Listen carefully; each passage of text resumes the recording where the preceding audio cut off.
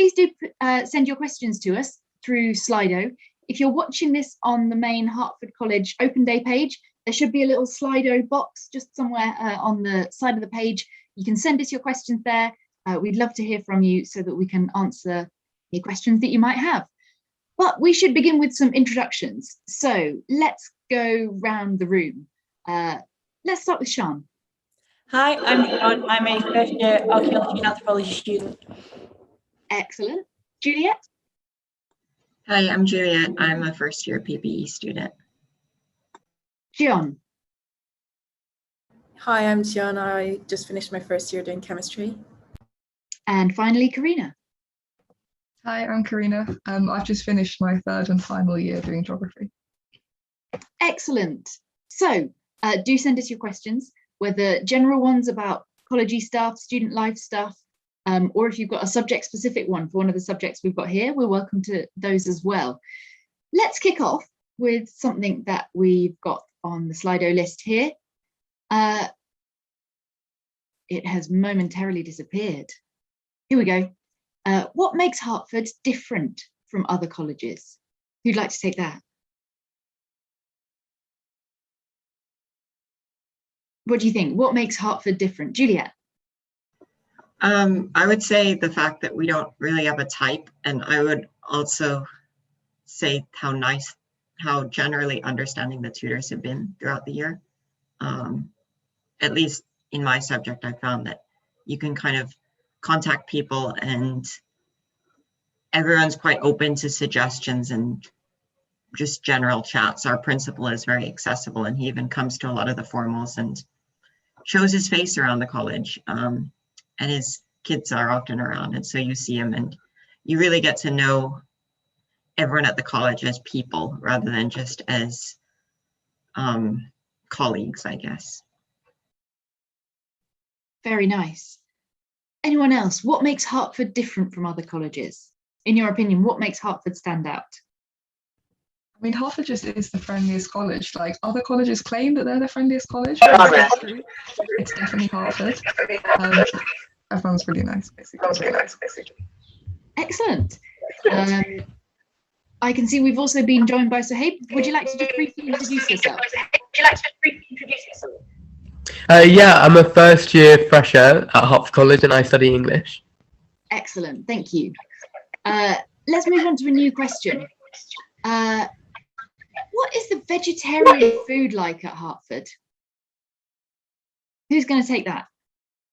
Vegetarian food at Hertford. Sahib? Yeah, so I'm Muslim, so I only can eat like halal food. But the college also has I think lamb and chicken that is halal. But I kind of switched to vegetarianism in my first year kind of term at uni, just to try it out, but also for like various like environmental and like ethical reasons. And I found that the transition was it was so smooth, and it was kind of assisted by the fact that the college had so much variety when it comes to vegetarian food. And like I know that every single meal that's offered by college, there's always a vegetarian option and sometimes even a vegan option. And I think actually most of the time there will be a vegan option as well. And so I think for people who want to try out vegetarianism or are vegetarian, I think don't worry at all about coming here. I think one thing that I found about Hertford though is that some of the meat substitutes are quite kind of weird and wacky. But sometimes, that's kind of fun of like trying stuff out. I think I've tried so many kind of meat substitutes now, and I think that's really exciting. And I think that also like the vegetarian food is slightly cheaper than the meat option, by like 50p, I think. So that's always a plus. And there's also a really big vegetarian community as well in Hertford. In my flat alone. In my corridor, there were 50% of us were vegetarian. I think that's quite amazing. I think to find. So yeah, I think being vegetarian, you're not going to be a minority at all, and there will always be food options, and they're quite tasty most of the time. Excellent. Any other comments on food at Hertford, particularly maybe on diets and? Yeah, Juliet. Yeah, I would say that, like, I mean, obviously for most meals, there's always going to be a meat and vegetarian option available. But if you do kind of have any other special dietary requirements, the catering team is really accommodating. You can kind of get in touch with them, and they'll either give you a special card, or they'll cook a special meal for you, such that you're not kind of left out if there's some formal event or if there's something going on in college where they're cooking for everybody. They're truly cooking for everybody. Excellent. Let's move on to a question on accommodation. How did you find moving in, and how did you find the accommodation in general? Who fancies taking this? Sean? Yeah, so in first year, you are guaranteed accommodation on the college main site, which is absolutely gorgeous. There's a mix of like old buildings and new buildings, so you get to experience kind of both worlds. Moving in was actually really easy. As soon as you arrived in college, there was the freshers committee there ready to greet you. You'd go and grab your keys, you'd do the paperwork side of things, and then they'd see you up to your room, so they'd take you directly there. Often they would help you with your bags, so they'd grab a couple of bags and help them bring it up to you to help it make it less stressful for you. And then you're usually left for a little bit of time to unpack your things, see your family before they leave, that kind of thing. And then from there, you get to speak into your flat, and that's when it becomes more real. And they'll then often help. You'll organise maybe like your kitchen things. You'll realise some people have some things, some people don't, and you figure out what you need and whether you can share. And from then it just becomes your new home. So it's a really easy transition actually. And the college atmosphere definitely helps with that. So nothing to worry about. Especially even if you're feeling homesick, it's nothing to worry about, because you will very quickly realise that your new flat is a new family, like away from home. So it's definitely not something to be worried or stressed about. Lovely. So Karina? confirm that pre-COVID, there were lots of events, and I'm sure this will resume when it's possible. The Freshers Committee also organised lots of events, even on like the first day, for everyone to get to know each other. So you've got to know people from like all across college and not just your household. So yeah, you're not like moving in and sitting in your room being sad and alone all on your first day. There was lots going on. It was really nice. Juliet? I would say as well, for like international students who might be tuning into this, the college is really good at supporting you, even if you're like moving in from further afield.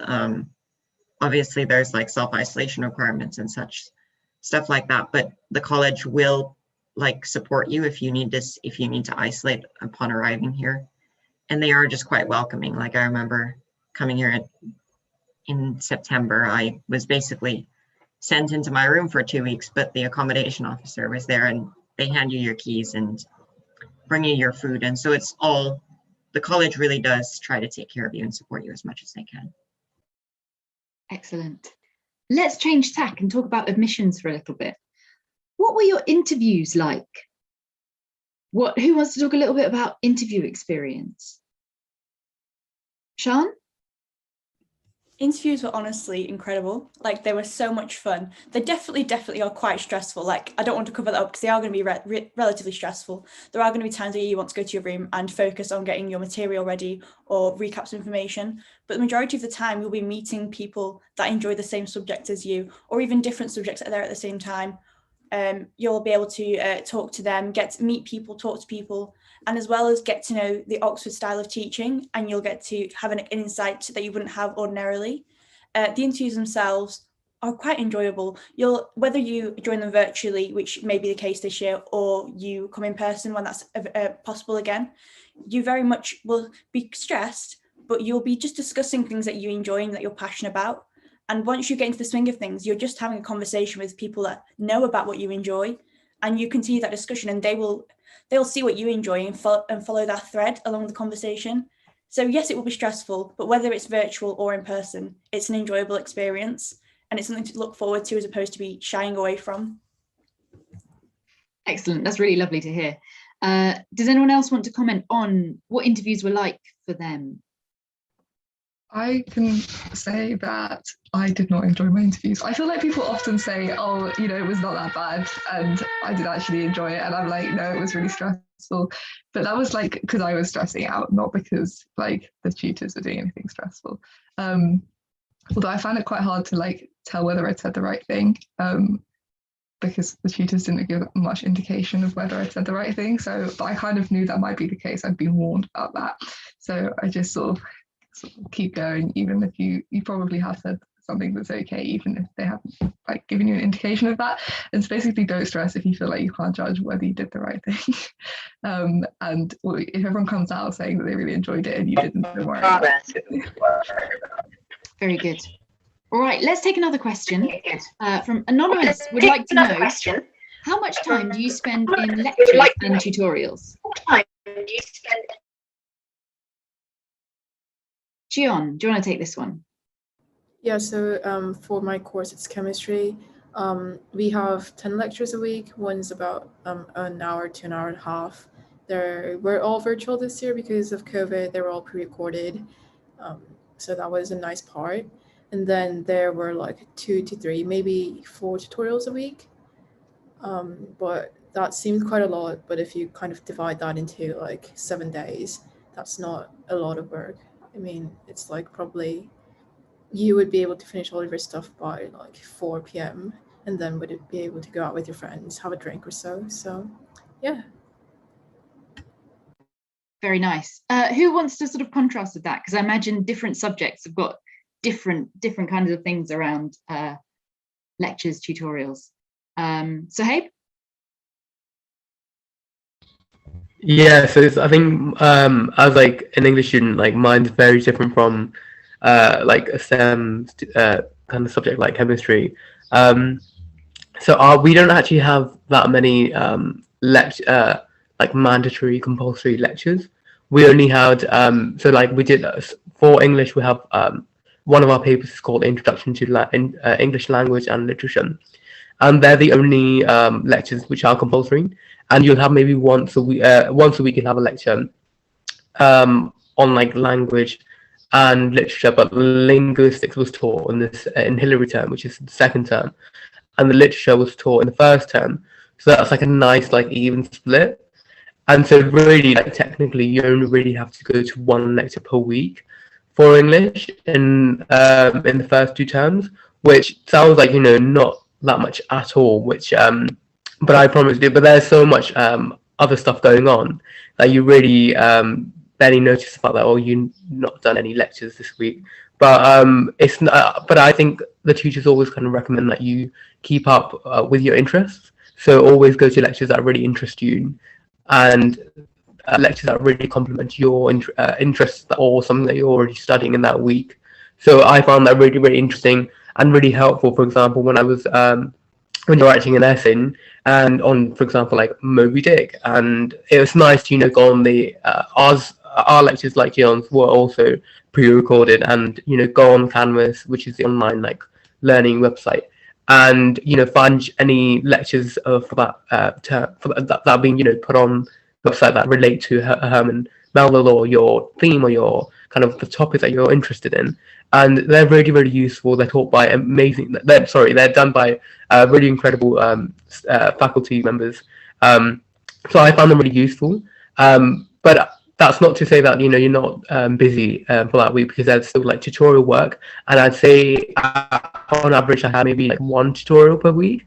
And then in Hilary's term, that became 2 tutorials per week. But then also for English, we also had classes, which are quite a significant amount, kind of part of your learning experience, because we do a paper called Old English, and that's kind of learning the language and getting and grasping kind of a very, very foreign language. So classes for that are really, really useful, because it's you and your entire cohort who do English in your college, and you'll just for us it was just online, and through Zoom we'll just sit and talk about the poem or a piece of language or something, so yeah, I think classes, tutorials, and lectures are for humanities like English, we had all of them, but the emphasis was mostly on tutorials and classes rather than lectures. Excellent. All right, thank you. Let's move on to, this is going to be a question for Sian. I don't think anyone else is going to jump in on this one, because the question is, what is Arch and Anth like? Honestly, incredible. I'd argue very much that this is the best degree that Oxford offers. It's a really weird but amazing mix of the science, the history, the art, the language, geography, all melded into one area. So archaeology obviously looks at history, we look at development of empires, we look at the movement from hunting and gathering to farming, and all the material evidence of that, and how themes and transitions happen over time, and how we can observe that within the archaeological record. And then the anthropology side of things affords us with knowledge concerning people's behaviours, why they interact with material culture in a certain way, what leads to certain behaviours, and why certain materials lead us to act a certain way. And then also in our first year, we complete a paper on human evolution, which provides us with a backbone of information as to how the culture itself develops and how like the person develops, which is honestly just a really, really interesting mix that allows you to explore your own area of interest. Because it's so broad, every week we'd be given like an essay title, and everyone in college would do a different essay on a different geographical location, because with under one theme, there is so much to learn and so much to look at. You really can explore your own interests, which it just allows you to, under really good guidance, explore what you enjoy most. And it's, I can't say a bad word about it. Which is excellent, because it is your degree course. So I'm glad you're enjoying it so much. Let's take a more general question now about accommodation. Anonymous asks, what sort of amenities are found in a typical room? So who can talk about, should we start with first year accommodation? Who can talk about first year accommodation? Is that Juliet? Do you want to take that one? Sure. I mean, I'm currently kind of still in my room for various reasons. But anyways, what you usually would find is, besides the kind of essentials, a bed and like some storage space, which kind of depends, you get a massively oversized desk in a lot of first year rooms. It's probably, you could fit 5 or 10 binders open on it at once. So you'll never kind of be short of space to study. And most rooms have a sink and are decently well heated, I would say, because coming from a place that was a bit warmer, I was worried about that, but generally that's something to expect. Excellent. Oh, Sian, did you want to jump in on something? Yeah, I was going to add that with first year rooms, if you don't have a kitchen directly accessible within your flat or building, you will have a fridge in your room as well. So if you've got like, say you want to leave some milk or yogurt or something like that in your fridge, you have that. So you don't have to worry about having to leave food in like a different building and trek between. So that's just something to be aware of. Very nice. And you'll never have like a kitchen or bathroom too far away. It's usually on the same floor. Lovely stuff. Second and third year and on, who can talk about that accommodation? I can talk about that. Take it away. So yeah, in second and third year, you usually live off-site. So it's in college accommodation, but like maybe a 10-15 minute walk away from the main college site. And most of that accommodation, so there's some like purpose-built accommodation blocks, and then there's some houses that are owned by the college that you can live in as well. And most of that's still shared bathrooms. So it's similar to first year in that you have the rooms are bigger, but you have a sink still in your room, and then shared bathrooms and shared kitchens. And there's one building which has en suites, which is often where sort of third years end up living. Yeah. Excellent. Let's take a new question. This is a nice general one, so you can all jump in on this if you fancy. What would you say is the defining feature of Hertford? Who's going to go first? Defining feature of Hertford, what have we got?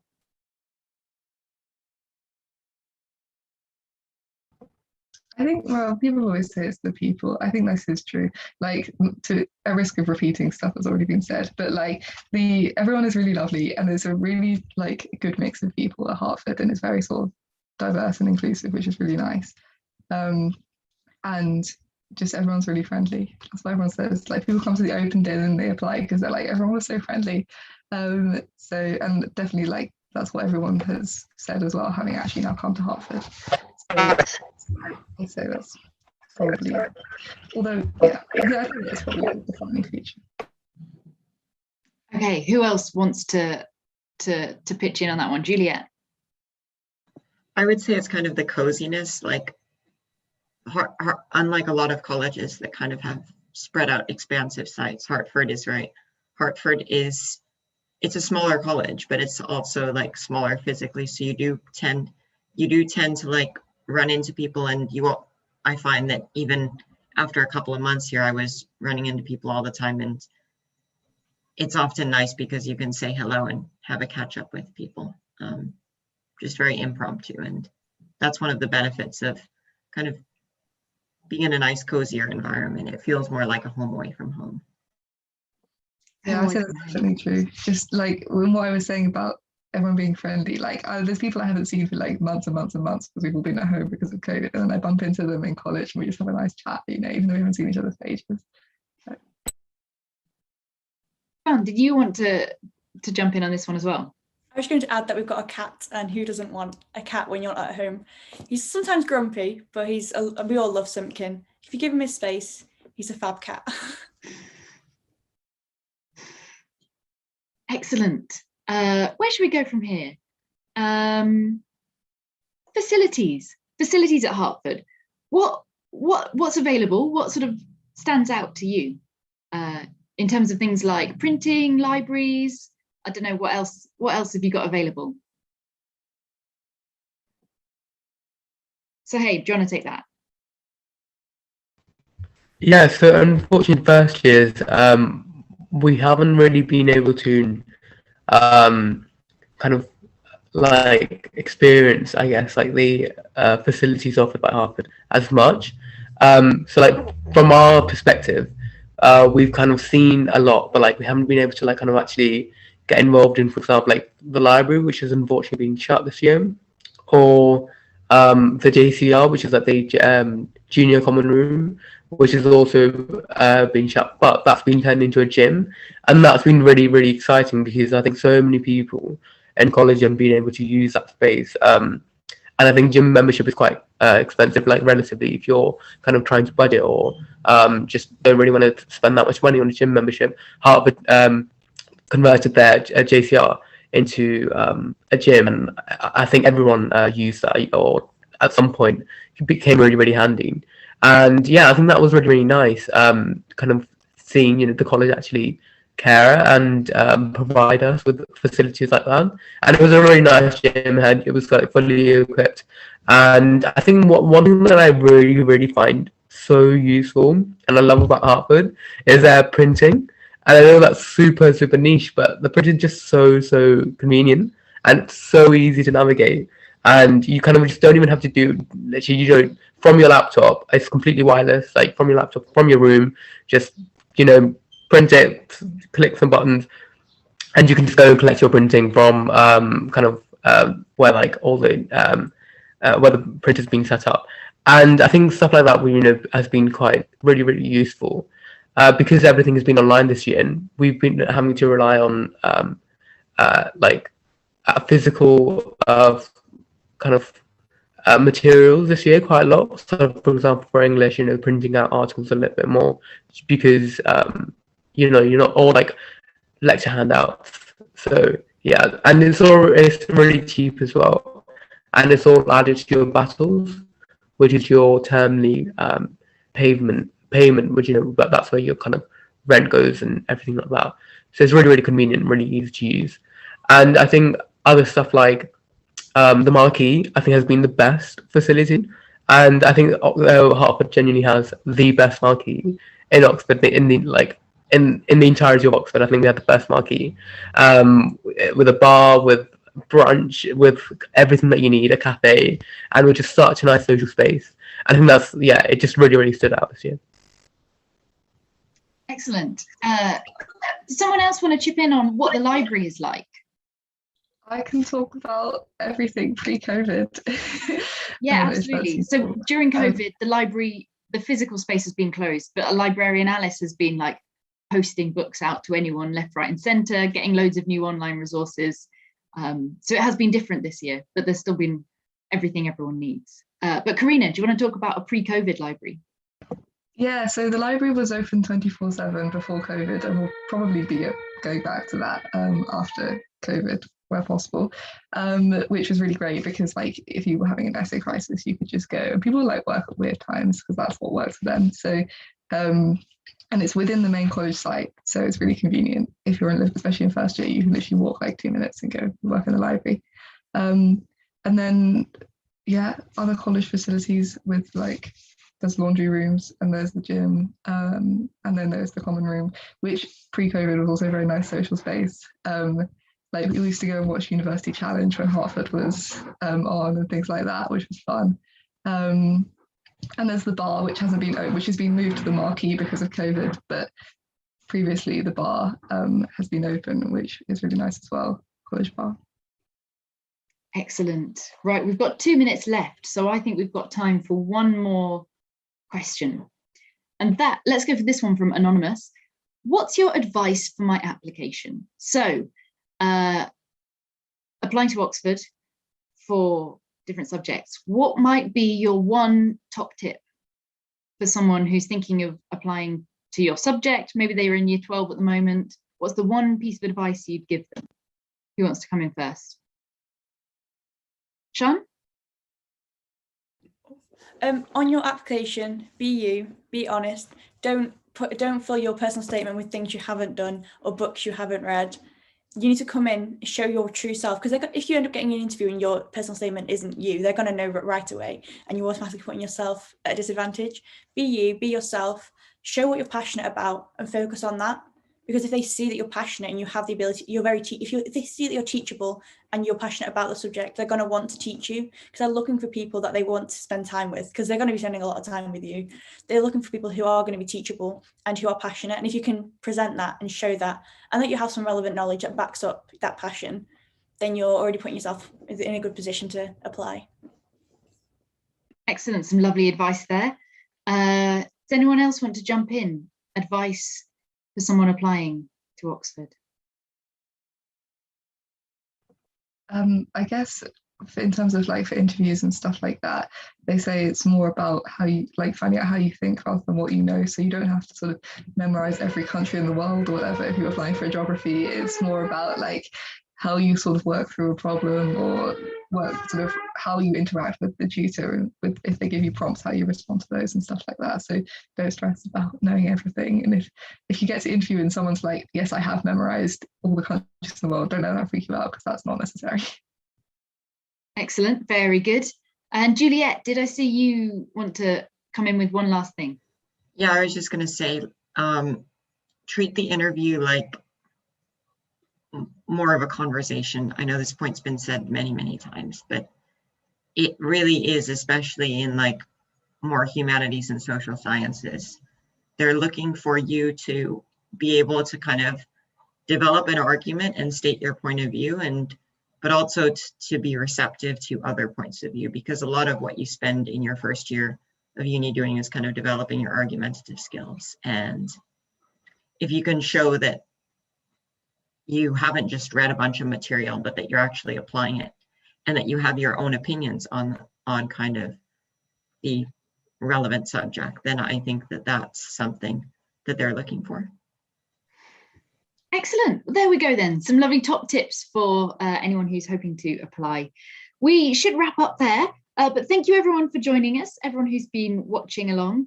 Thank you everyone who submitted questions. It was really great to hear from you. And particular thanks to our panel of students here, Juliet, Karina, Sohaib, Jion and Shan. We have got another live stream this afternoon, so do come along again later. You can put your questions to a panel of students. And in the meantime, there are at various points different students on Slido. So you can come and put your questions to us there as well. But thank you all very much. I hope you enjoy the rest of your open day. Bye.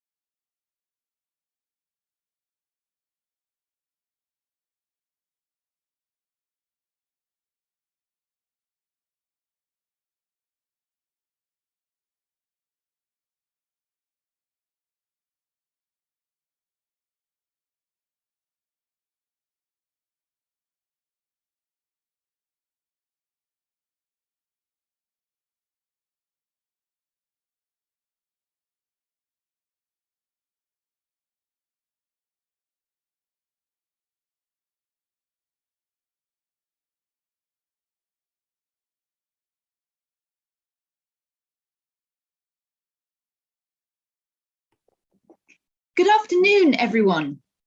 Thank you for joining us and welcome to the Hertford College live stream for our virtual open day. My name's Catherine. I'm an outreach officer at Hertford, and I'm joined today by a group of excellent students who are here to answer all of your questions. So if you're watching this on the main Hertford virtual open day page, then there should be a little Slido box, probably somewhere off to one side somewhere. Put your questions in there. If you're not there, find a Slido box and send us your questions, because we'd love to hear from you. We'd love to answer everything you think you'd like us to have a look at. But before we get going, we should do some introductions. So let's start with Jay. Hiya, I'm Jay. I'm a third year studying engineering at Hertford. Susie? Tejasvi. Hi, yeah, I'm Tejasvi and I just finished my first year of E&M. Then let's go to Imogen. Hi, I'm Imogen. I'm a third year English student. I've actually just finished, but I've got 3 years of experience to talk about. So, excellent. Zayu? Hi, I'm Zayu. I'm a first year physicist. And last but by no means least, Susie. Hi, I'm Susie. I'm a third year biologist, but I'm staying for a 4th year next year. Excellent. I think we'll stay with you, Susie, for our first question, which is, Anonymous would like to know, what is it like studying biology at Hertford? It's really good. Hertford, so biology is very broad for the first year.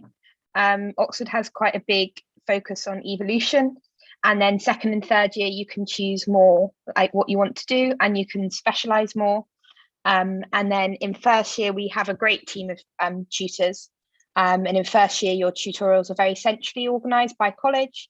And then in second and third year, you can choose what tutors you go to at other colleges, which is really cool because you can like be a bit nerdy and go to the tutors you really like, or the areas that you want to just like talk to them about their like niche animal that they study or something.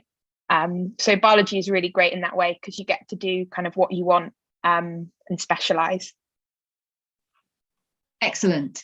Next up, we've got a couple of questions for Zayu on account of the fact that they are about physics. Zayu, can you tell us roughly how many physics students are there in a year at Hertford? And roughly how many physics tutors do you get taught by? I think the average intake is about 6, 7. This year we have 6 physics students and we have a very cool physics and philosophy students. So generally it's about 6 or 7. And for the tutors, I think we have at least 3 tutors like at Hertford College, and we have a lot more tutors from other colleges or from the physics department. For the first year, you mainly you'll mainly be taught by 2 like Hertford tutors, and they are really lovely. Excellent. Very good to hear that. Okay, let's go for a more general question here then. Reading, what reading would you recommend? So imagine you were back in year 12 thinking of applying for your subject, and you're considering Hertford, of course. What would you recommend someone to read? If they could just read one thing, what would you recommend? Who wants to start with this one? I can go. Yeah. I think if it's one thing, that's kind of hard because it's economics and management, but I guess if, can I give 2? So for economics, I'd probably say as your basis start book, maybe like The Armchair Economist, or I mean for economics, like please don't mention them in your personal statement, that won't be good, but it's a great way to start an interest in the subject. And then for management, which most people haven't done before, I mean, I never did it before, maybe a very short introduction to management, find a topic you like, pursue it further, just find something you're interested in. Excellent, that sounds like very sound advice. Who wants to go next? I can. The thing is, for me, for English, it's perhaps harder because there is no way in heck you could have read all books in the English language ever, and they do not expect you to. So for English, to be honest, I'd say read something that you find interesting. If you want to have a look at theory, the very short introduction series are wonderful. And there's one on like English literature, one on English language, one on like theory. And so if you want to think of like different conceptual frameworks to view the texts that you really like your favorite books or stuff that you find interesting. That's perhaps a useful, slightly more nuanced way of doing it for personal statements. But in terms of books, whatever tickles your fancy. I know people who I've never heard of, and people who wrote about Dickens, and equally they both got in. So like, it's how you view texts, not the texts themselves for English, I think. So yeah. Excellent. Should we take one more recommendation on something to read? Does anyone want to jump in with something? I'll jump in. I'd say read what you want to read. This biology is so broad, and that's why I love it so much. But I'd say kind of find an area of biology you're interested in, find a book you're interested in, or I was saying before, it could be like a lecture series. A lot of unis do free lecture series, or there's a great thing called the Nature Daily Briefing, and you can sign up on the Nature website, and they email you like a few times a week little snapshots of different things that have gone on in not just biology, but biochem, engineering, physics, chemistry. And that can be a great way to kind of like, oh, that looks interesting. And then you can go down a bit of like a wormhole into that. So I'd say there's not one thing, it's just one thing that you really like, which might not be one thing that someone else really likes. Excellent, very nice. Something for all the scientists out there. Now, let's go for a very general question here. How did you find the transition from A-levels to university? Who fancies jumping in on that one first? Transition from A-levels to university. Jay? Yeah, I don't mind talking about this. I think just like the transition between GCSEs and A-levels, it is a step up, but the most important thing I want to get across is that it is manageable. You know, a few weeks in, you start to find your feet, and it all becomes, you know, manageable. I don't think you ever have to. I never felt like I was sacrificing my social life, my hobbies, my sports for the degree. So, yeah, I think just for any kind of transition between A-levels to any university, it's going to probably be a step up. But again, you find your feet, you get used to it. Please don't worry about that. Yeah. The thoughts. How did the rest of you find the jump from school to university? I mean, I took a gap year, so I had kind of even more of a jump because I had a year not really academically using my brain. So I was a bit coming into it like, oh my gosh, will my brain remember how to work? But and like Jay said, it's totally manageable. Within a few weeks, you find your feet. But there's also so much support at Hertford. Like the academic office are here to help you.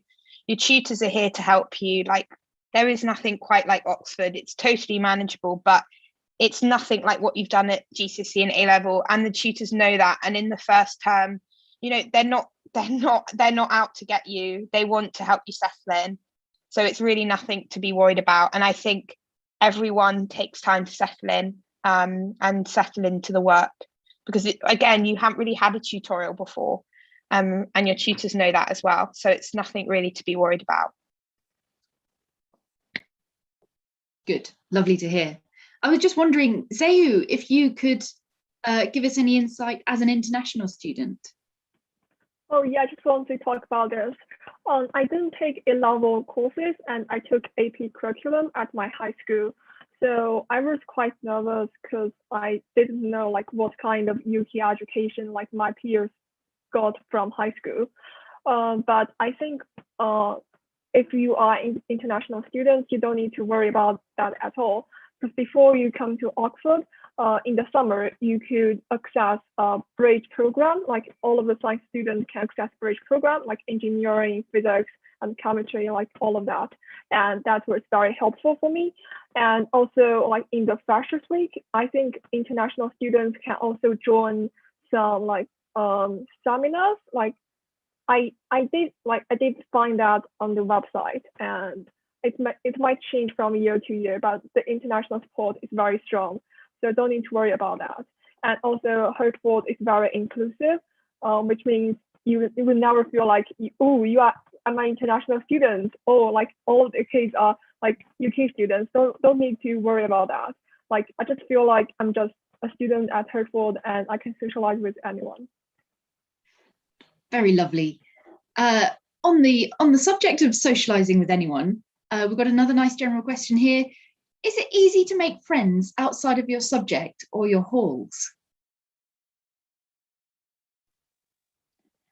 Yeah, I feel like we've had slightly different experience of this because I mean, like me, some of us here are third years, so we did things pre-COVID. But I think the thing is, you can get to know anyone also because you all live on the same site in first year, even if not in the same building. You can sort of bump into people, but societies, sports clubs, choirs, anything like that is a good way of meeting people who don't do your subject as well. And you know, once things get a bit more normal, like you'll be able to do the traditional ways of like meeting people and stuff. But I've heard especially like sports teams, choir, things like that in this year in particular, if there's stuff going on that you can join, I think it's a really good thing to do because I actually met some of my closest friends, not in my building, but through like doing something together as a group, like whether that was sport or journalism or like choir, things like that. That's a really good way of meeting people, especially when things like pubs and clubs are perhaps a little bit more tricky and also at the moment. So, but yeah, I feel like I'm perhaps not the best person to answer this question this year, but I think no matter what year you're in, that route is a good way because also you shouldn't work academically 24/7. It's A, physically impossible, B, just not healthy or encouraged by staff or students alike. And having that something else going on as well as just your degree can be a really freeing thing. So yeah, I'll let someone else answer as well now. Sorry. Yeah, who else would like to jump in on making friends outside your subject or outside of your halls? I'm happy to jump in. Excellent, go for it. Because I think engineering is a very collaborative subject, and so you meet quite a few people from quite a few different colleges just through labs in the first couple of years, and then after second year you'll have tutorials with people from other colleges, and so that's a great way to meet people. And so yeah, even within your subject, I've certainly found for engineering, I think for a lot of sciences which have labs and stuff, it can be a great way to meet people from different areas. Yeah. Excellent. Let's stick with you for a moment, Jay, actually. We've got a question here which says, what's it like to study engineering at Hertford?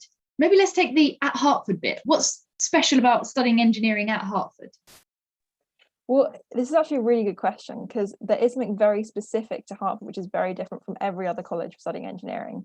And that is that the first couple of years for your Hertford tutors, they won't, and again, you might have different tutors, so I can't say for going forward, but in my experience, they don't often ask you to hand in tutorial sheets. It's much more of a kind of trust-based, you bring your work to the tutorial. And I found that really, really suited me because I'm a very kind of independent kind of learner. So I really enjoyed that kind of trust that I could kind of do my work and it didn't have to be super neat, super prepared for someone else. It could be prepared in a way which really suited me. And then in the tutorial, the tutors would go through the questions and I just found that it made me feel a lot less anxious, a lot less stressed. In your third and fourth years, you'll have tutorials from tutors at other colleges, so that might change. But what I really enjoyed in my first couple of years was just that trust. It was very different from A levels. It gave me a lot more comfort in myself and in the degree. And the tutors at Hertford are wonderful. I can't stress this enough. Again, they might change year from year, but honestly, they're all just golden. There have been times where I've emailed my tutor at like 3 a.m. being like, I just don't understand this week's content, and they've scheduled a tute for the next day, and we've gone through it, and they've just been so helpful. So yeah, the tutors and the slightly different teaching style in the first couple of years, which you may have. Excellent, thank you. Let's look for a minute at some of the stuff outside of subjects. Anonymous has asked, is there music stuff to do at Hertford? Who fancies taking that one?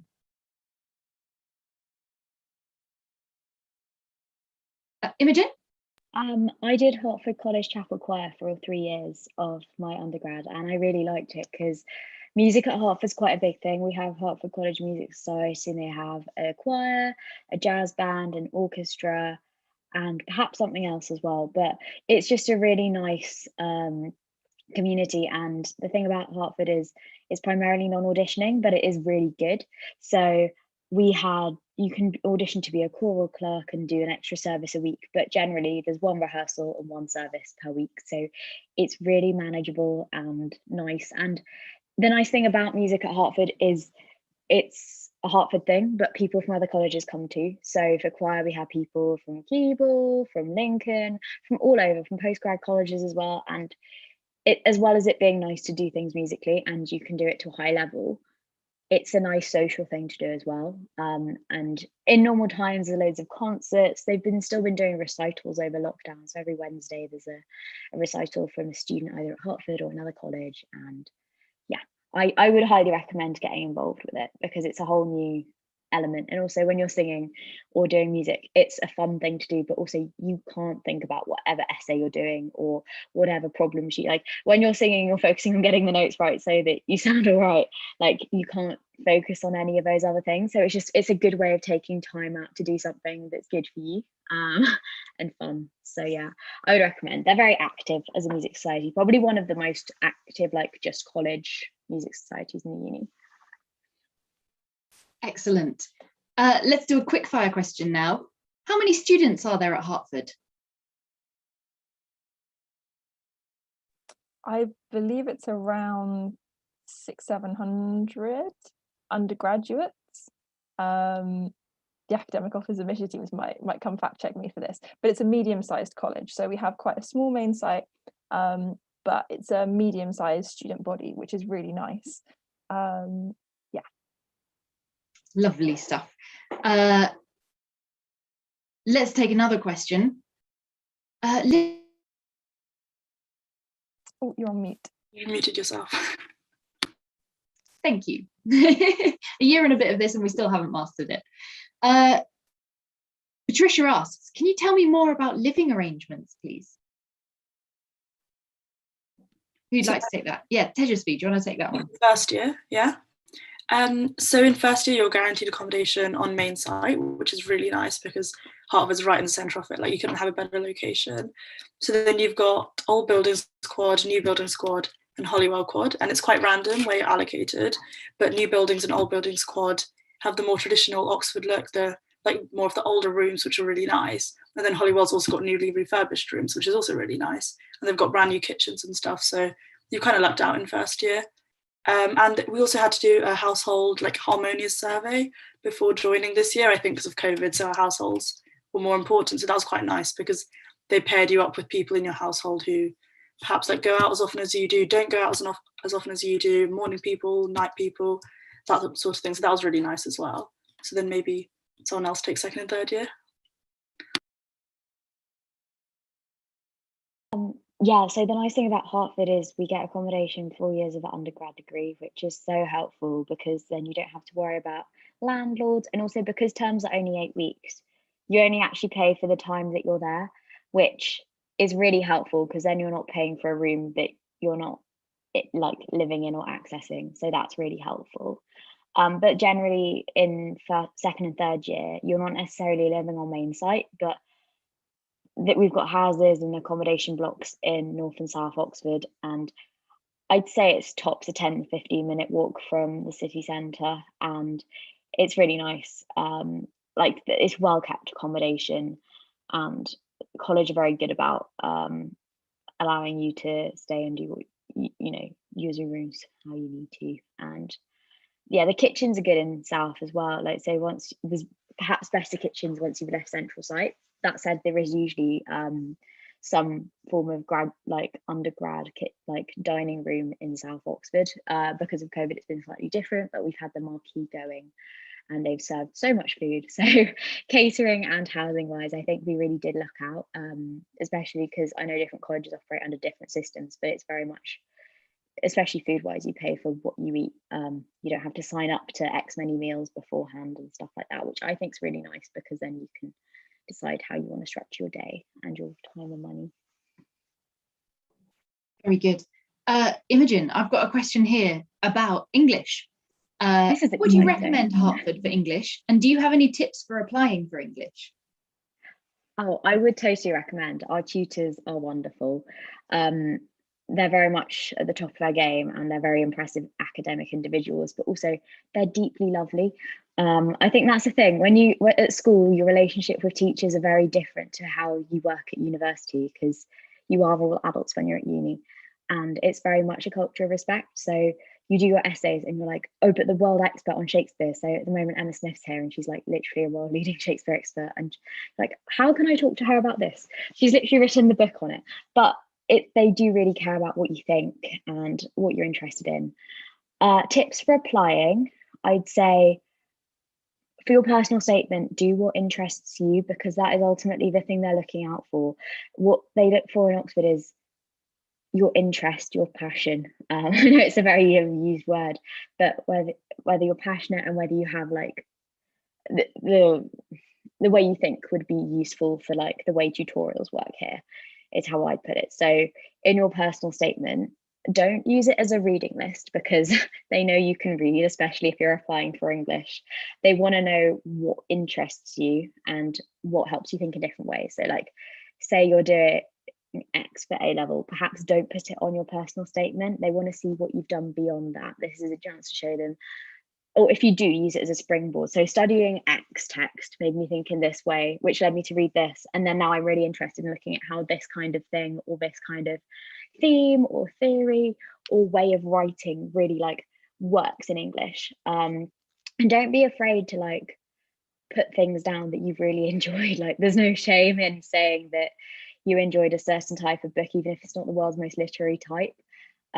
Obviously, you're more likely to study certain things more than others here, but it's not like a test to say, oh, who's read the most classic novels. You can debate the canon if you want. Say X book is really important because, but I'd say primarily do the things that interest you and make sure you've read everything you've put down on it. I've said this a couple of times today, but especially in English, one of your interviews is usually based around or uses your personal statement as a springboard. So just make sure it's stuff that you're happy to talk about, whether that's a poem, a play, a type of theory, anything like that. It's good to just make sure you're really familiar with it if you manage to get an interview and in preparation for that, because there's no guarantee you'll absolutely talk about it, but it's a good way of feeling a little bit more in control, because, you know, ultimately the interview is testing how you think and stuff like that, but they just want to see how you think, how much you're interested in your subject. There's no one book I would say you absolutely have to read. If you want to think of ways of looking at texts, the theory books I mentioned earlier, I think they're a good way in, but they're absolutely not necessary. You don't do it at A level, they don't expect more of you, like, so don't worry. But I would recommend, and yeah, absolutely. Excellent, thank you. Although that was about English, I think there was some really sound advice that can cover all kinds of subjects in there, so thank you. Now, we've got a couple of questions about sports. So, one about football, can I play football? And one about rowing, what's the Hartford rowing like? So, has anyone played football, either with Hartford or with the university? Have we got any rowers on the call? I rowed in first year. Excellent. Well, I think you've just volunteered to talk about rowing. So basically they do a taster day in freshers, where you like go down to the boathouse and you can have a go at rowing, and they have like a barbecue, and I think you get like a free t-shirt or water bottle, I think it was. And then they have like a lower boat, which is people that have like just started rowing, and that's a really like friendly, fun introduction. And it's only like, the boathouse is only like a 5-minute cycle, 10-minute cycle from college, between 5 and 10 minutes.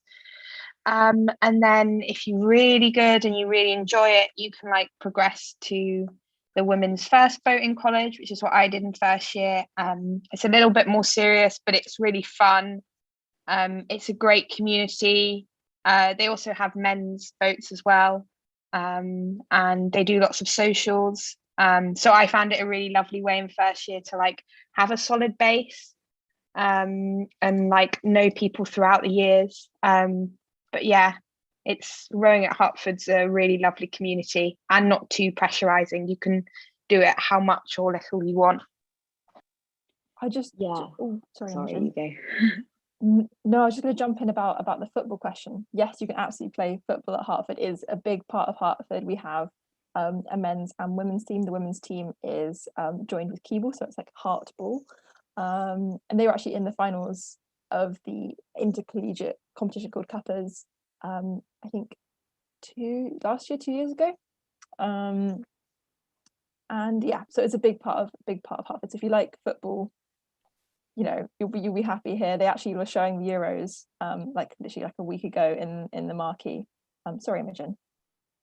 Oh yeah, sorry. I was just going to say as well about sport. I did a bit of rowing in first year as well. I just did the lower boats. But the nice thing about sport in college in particular is because there is the separation between college and uni in sports teams, you don't have to have done it before. You can literally have never been in a boat, or you don't have to have kicked football. Like, that's a nice thing. So you can just start from scratch. And that's the same with pretty much all student societies. Like, no one's expecting you for journalism to have ever written anything before or edited anything before. Music, you can start from scratch. Like, that's the nice thing about all of them. It's very much, you can give it a go, you can see what works for you. And there's honestly so many things that you didn't know existed, both sports and societies. So I was just going to say, if it's something sounds interesting, even if you've never heard of it, just give it a go. There's no harm in it. Cool, excellent, lovely stuff. We have got a couple of minutes left, so we're going to take one final question. I like this question. What is your favourite aspect of Hertford? I think we can get around a couple of people in our time. So who'd like to go first? What's your favourite aspect of Hertford? I'll jump in first. I'd say the people, the friendliness, and the staff was so friendly as well. The porters, which are kind of like the heroes of the college, they sit at the front and like collect your parcels and are always there if you've lost something or drop your phone out your window like I did. And they're so lovely, and the welfare team's lovely, and the people are lovely. It just feels like one big family between like staff and students. And it really does feel like a home away from home, because moving to uni can be quite scary, but it doesn't with Hertford. That's my favourite thing. Excellent, very nice. Other favourite aspects of Hertford? Does anyone want to come in with something else? Imogen. I can. Yeah, I like the fact that it's so central, but you are just in a really, as Susie said, heartwarming community. Like, everyone's looking out for you. Like, you can chat with people. Also, although you are moving away from home for the first time, you are treated as an adult. Like, you know, you are allowed to do things for yourself, and it doesn't, although you're all living in college, it doesn't feel like anyone's like watching over you or, you know, anything like that. Like, that's a nice thing. I feel it's a very safe bridge. No pun intended with Hertford Bridge, but it's a very safe bridge between like being a kid and leaving home and being a proper adult, because if you want to do things for yourself, you can, but equally there is always a big net of people to support you, whether, as you said, that's welfare or porters or your friends, or whether that's the college librarian, who has been, I mean, she's been amazing, especially this last year. She's literally posted books out to us, found web versions, everything like that. Like, everyone there is here to like support you. And like, as everyone said, if you don't understand something, tutors are very understanding of that. Everyone's human and lovely. So yeah, I think the people, but also like the people make the place, but the place itself is also just really lovely. Would anyone like to give us any final comments on favourite aspect of Hertford? I think to jump in there, when I was deciding college, my 3 things were location, like how nice people were at the open day, so those 2 have been mentioned, and the last one was the size of my cohort. So I think looking at your own course maybe can be quite interesting. So Hertford's got big intake for my course, which I really liked. Maybe it's different for someone else, but those are my 3 factors, and I think they're pretty good factors to go off. And I mean, the other 2 are people's favourite aspects already, so to add the 3rd one in, those are my 3 favourite aspects, I'd say, for sure. Very nice. All right, well, I think we had better wrap things up there, because we are at the end of our time. Big thanks to everyone who's watching. And particular thanks to people who submitted questions to us. It was really great to have your questions. And of course, our thanks go to our panel of students, Susie, Zayu, Imogen, Tejasvi, and Jay. It's been really lovely to hear all your thoughts, your feelings, your insight into what it's like to be a student here at Hertford. So I hope that everyone enjoys the rest of their open day time, and I hope we see you all again soon. Thanks, everyone. Thanks so much. Thank you.